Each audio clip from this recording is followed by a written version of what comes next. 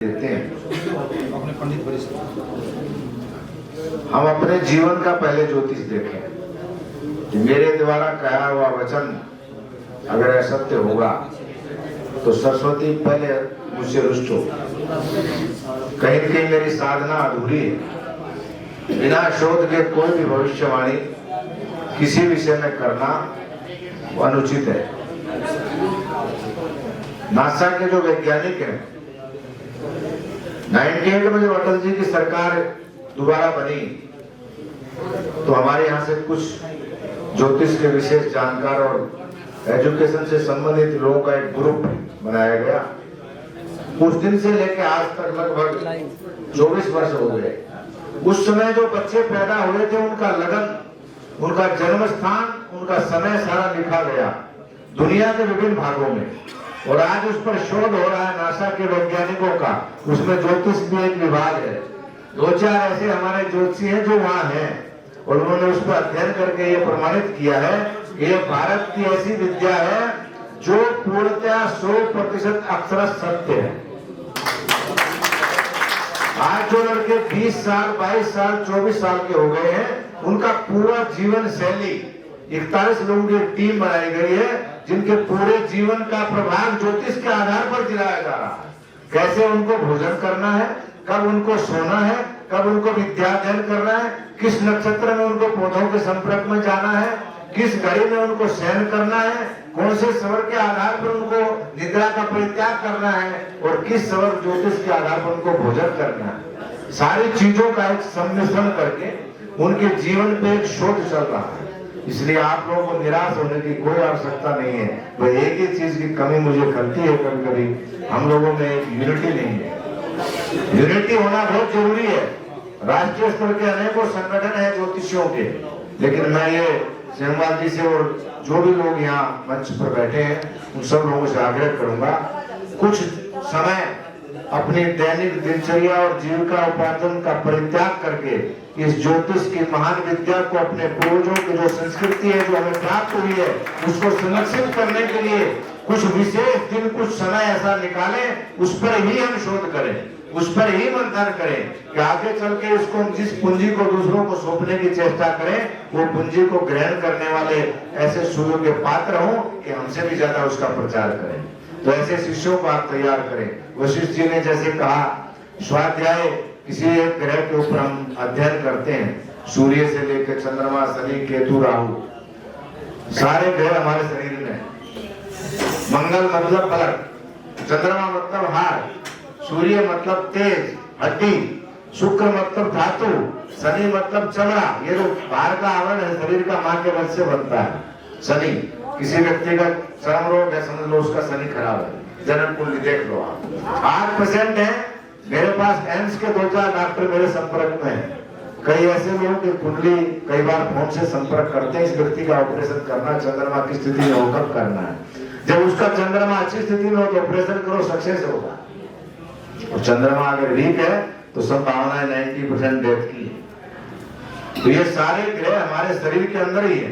अब हमारे पूर्वजों ने उस पर शोध किया है और वर्तमान की जो पीढ़ी है इसमें बहुत से लोग ऐसे हैं जो 1947 के पहले जिनका जन्म हुआ है वो लोगों के पास जो धरोहर है अनुभव की, पढ़ाई की नहीं, अनुभव की, उसको आगे संरक्षित करना हम सब लोगों का एक सामूहिक दायित्व है। और मुझे आशा है आज वशिष्ठ जी जैसे बहुत से ऐसे ज्योतिषी हैं भारत में जिनके ऊपर सरस्वती की असीम कृपा है, लेकिन भगवान विष्णु की पत्नी लक्ष्मी की भी असीम कृपा है और वो कृपा सभी लोगों पर आएगी। सरस्वती अगर सही होगी तो लक्ष्मी उसके पीछे दौड़ती है, लक्ष्मी के पीछे सरस्वती नहीं दौड़ती, सरस्वती के पीछे लक्ष्मी दौड़ती है। इसलिए आपके सरस्वती पुत्र हैं, अपने सरस्वती को शुद्ध रखिए। बुद्धि यानी गणेश, तीनों देवताओं का प्रभाव है कलयुग में। एक गणेश, दूसरी दुर्गा और तीसरे हनुमान। ये 3 जिसके पास है उसके पास सब कुछ है। वैज्ञानिक रूप से विश्लेषण कर लो, जो बुद्धिमान है, जो बलवान है और जो लक्ष्मीवान है उसी का संसार है। अमेरिका के पास तीनों चीजें हैं, 80 देशों में उसका मिलिट्री लगा हुआ है। इसलिए 3 चीजों पे कंट्रोल करो। भारत आगे सक्षम होगा, मुझे आशा है। 2029 के बाद भारत का स्वर्णिम युग प्रारंभ होगा। 2034 के बाद दैविक सत्ता के महापुरुषों की ऐसी आत्माओं का अवतरण पृथ्वी पर हुआ है जिनके हाथ में राष्ट्र की सत्ता होगी। और उसके आने वाला 12 से 13 वर्ष का जो काल होगा, जिसको हम लोग आज कल्पना करते हैं हम विश्व गुरु बनने की ओर जा रहे हैं, बनने नहीं जा रहे, हम विश्व गुरु हैं, पहले भी थे, आज भी है और आगे भी रहेंगे। गुरु हमेशा गुरु ही रहता है, वो कभी चेला हो ही नहीं सकता है। सारे संसार का गुरु भारत था, भारत है। हम अपनी अस्मिता की पहचान को कहीं कहीं भूल जाते हैं। एक शब्द और बोलूंगा फिर वाणी को विराम। कभी कभी हम अपने अस्तित्व को पहचान नहीं पाते हैं। एक शेरनी थी हिमाचल में, बरसात आ रही थी, स्लाइडिंग ज्यादा हुआ, ये सत्य घटना बता रहा हूं मैं। उसके 2 बच्चे थे, ऊपर से चट्टान गिरी और शेरनी की डेथ हो गई। बाघ जो होता है लाइन वाला टाइगर, और वो एक महात्मा थे भारती जी। सुबह जब वो कमंडल लेकर के दिशा मैदान गए तो बच्चे चट्टान के पास बैठे हुए थे, 6 दिन के बच्चे थे। उन्होंने दाएं बाएं देखा, शेर कहाँ चली गई इनकी माँ, और वो बच्चे 6 दिन के, वो उनको कंबल में उठा कर लाए, ठंड से कांप रहे थे, अपने आश्रम में रख दिया। दूसरे दिन पता चला कि इसी ढंग से घटना हुई और ये बाघ मर गई। वन विभाग के अधिकारी को सूचित किया कि महाराज इतने छोटे बच्चे, इनको बाड़े में नहीं रखा। लेकिन ये संत के शरीर का स्पर्श का प्रभाव, वो 6 दिन के बच्चों को जैसे स्पर्श महाराज ने किया और उसके बाद निप्पल से दूध पिलाया, बड़े हो गए। धीरे धीरे 8 महीने का जो शेर हो जाता था वो युवावस्था में आ जाता है।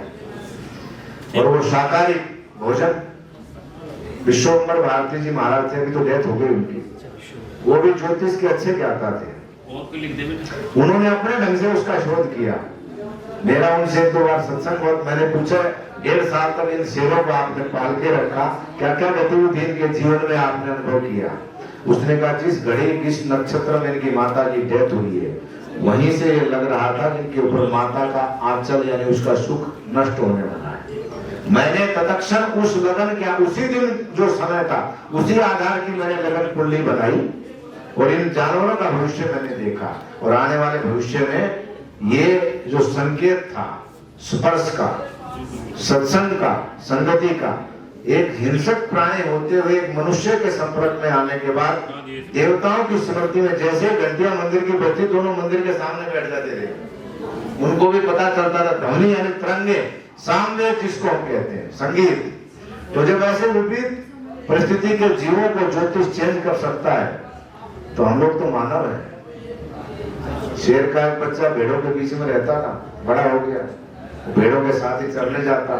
एक दिन सामने से दूसरा शेर आ गया, तालाब के किनारे इधर एक झुंड बकरियों का, उसमें एक शेर था, सामने बड़ा शेर। उस शेर ने देखा ये मेरी प्रजाति का आदमी भेड़ों में क्या कर रहा है।